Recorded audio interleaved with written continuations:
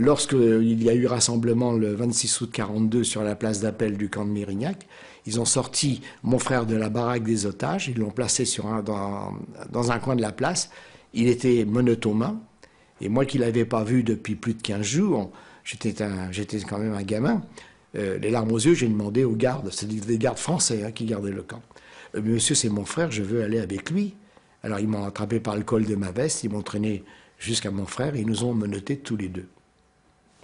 Voilà.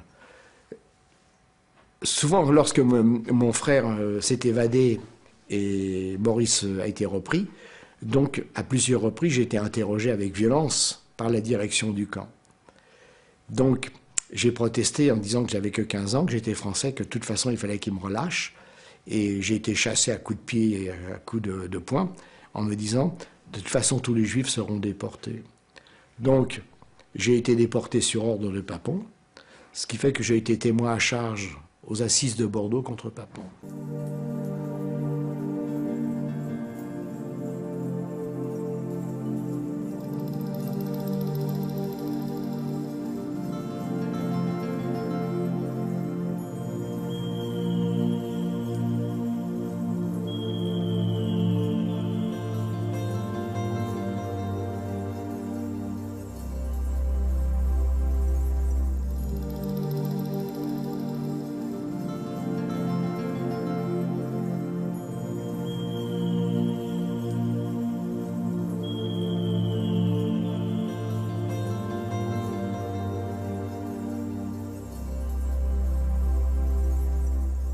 Avec mes deux camarades de Gennevilliers, on a dit, ben écoute, on va voir comment ça se passe et on va couper les barbelés. On avait trouvé des pinces, on va couper les barbelés.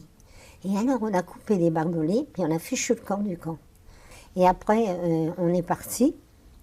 Quand on est parti, on ne savait pas où aller. Et parce que alors, mes copines, elles étaient un peu trouillardes, c'était des filles de Gennevilliers. Elles disaient, qu'est-ce qu'on va faire? Oh, ben, je dis, tant pis, on couchera dans un fossé.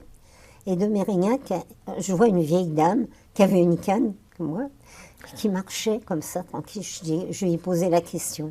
J'ai dit, madame, on vient de s'évader du camp de Mérignac.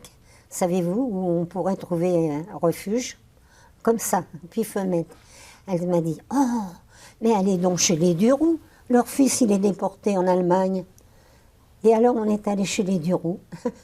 Et chez les Duroux, ils nous ont gardés, ils nous ont hébergés avant de nous remettre aux mains des FTP de Bordeaux.